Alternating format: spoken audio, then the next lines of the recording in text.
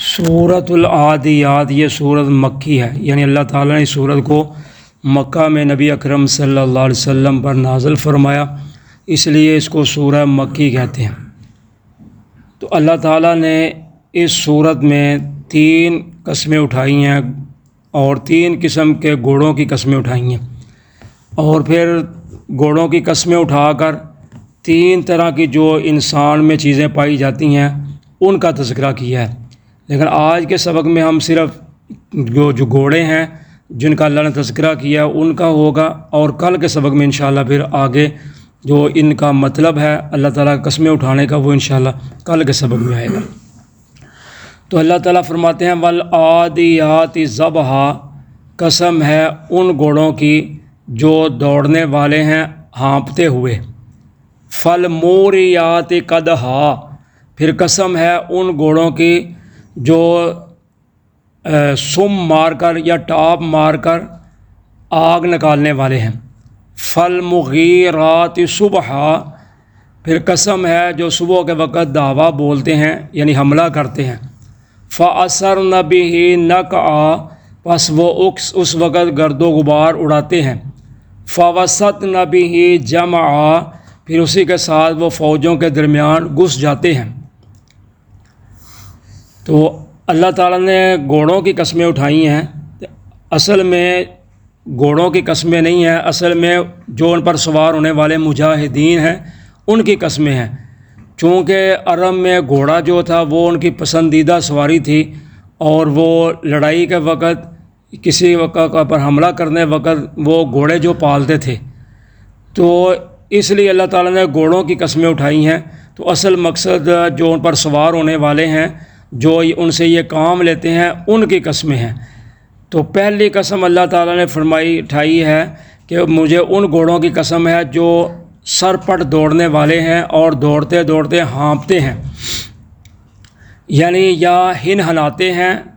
یا ہانپتے ہیں، یعنی جہاد میں تیزی سے دشمن کی طرف دوڑتے ہیں۔ تو جب گھوڑا دوڑتا ہے تو وہ پھر ہانپتا ہے، یعنی سانس لیتا ہے، ہنہناتا ہے۔ ایک ہوتا ہے ہانپنا، وہ ہوتی ہے آواز، یعنی سانس، جس کو کہتے ہیں سانس الٹ گیا، جس کو سانس بہت تیز چڑھا ہوا ہے دوڑتے ہوئے۔ ایک ہوتا ہے ہنہنانا، تو وہ آگے جب کسی چیز کو دیکھتا ہے نا تو وہ ہنہناتا ہے، یعنی آواز نکالتا ہے۔ تو اللہ تعالیٰ فرماتے ہیں اس کی قسم ہے، اور پھر فرمایا اس کی قسم ہے جو ٹاپ کے ساتھ، یعنی اپنے سم کے ساتھ جو پاؤں ہوتے ہیں اس کے ساتھ وہ آگ نکالتے ہیں، یعنی ایسے گھوڑے مراد ہیں جو اپنے پاؤں، گھٹنوں یا ایڑیوں کا ٹکرانا ان کا، یا پھر ان گھوڑوں کی جو اپنے سم کے ساتھ پتھروں سے آگ نکلتی ہے۔ اور تیسرے نمبر پر فرمایا پھر ان گھوڑوں کی قسم ہے جو صبح کے وقت دعویٰ بولنے والے ہیں، یعنی عام طور پر عرب والے جو تھے نا وہ صبح کے وقت حملہ کرتے تھے، یعنی شب خون وہ مارتے تھے۔ تو حدیث میں بھی آتا ہے کہ نبی اکرم صلی اللہ علیہ وسلم بھی جب کسی قوم پر حملہ کرنے کا ارادہ ہوتا، کسی قبیلے قوم پر، تو آپ رات کو سفر کرتے،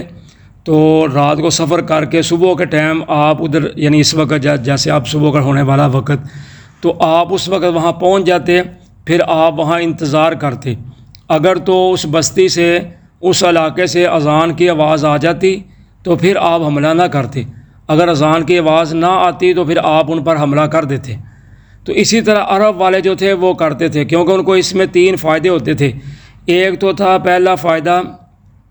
کہ صبح روشنی ہو جاتی تھی، ان کو ہر چیز نظر آنے لگ جاتی تھی، تو اس لیے وہ حملہ کرتے تھے۔ اور دوسرا فائدہ یہ ہوتا تھا کہ لوگوں کو سنبھلنے کا موقع نہیں ملتا تھا، یعنی سوئے ہوتے تھے لوگ،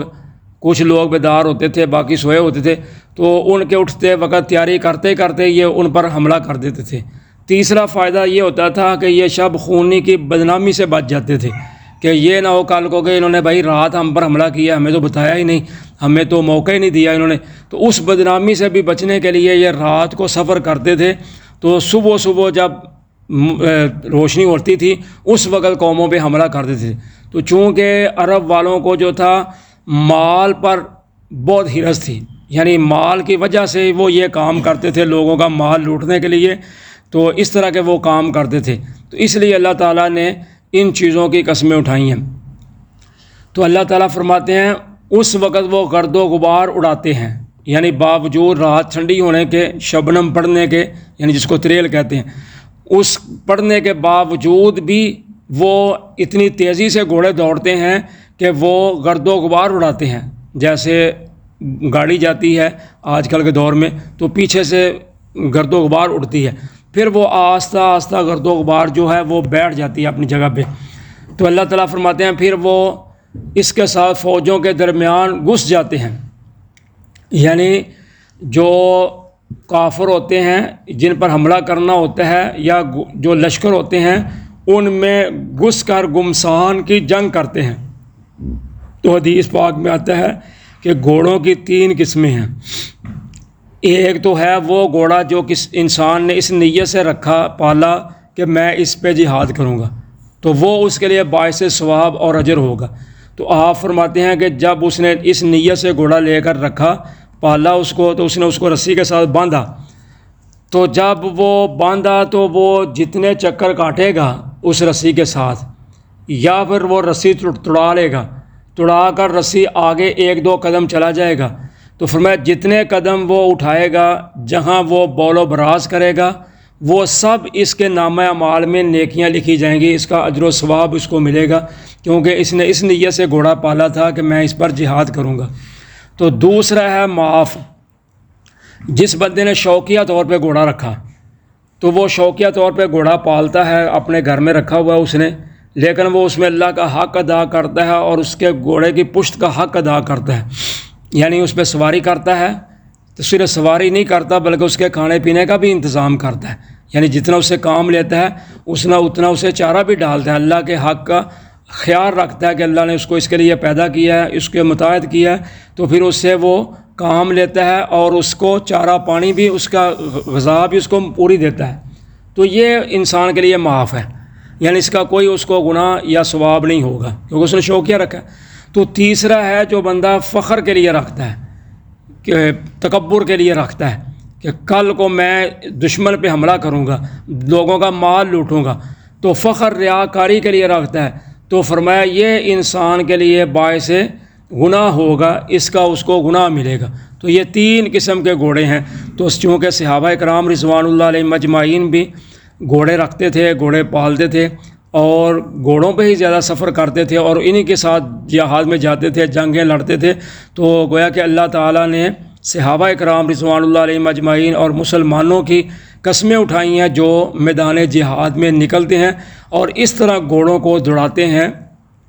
کہ گھوڑے ہانپنے لگ جاتے ہیں اور سموں سے ان کا ٹکرا کر، پتھروں سے یا آپس میں ان کی ایڑیوں ٹکرا کر ان میں سے آگ کے شعلے نکلتے ہیں۔ تو یہ گویا کہ مجاہدین کے گھوڑوں کی اللہ تعالیٰ نے قسمیں اٹھائی ہیں۔ تو آگے پھر انشاءاللہ اللہ تعالیٰ بیان کریں گے ان 3 قسموں کے اٹھانے کا مقصد کیا ہے، وہ انشاءاللہ کل کے سبق میں آئے گا۔ جزاکم اللہ۔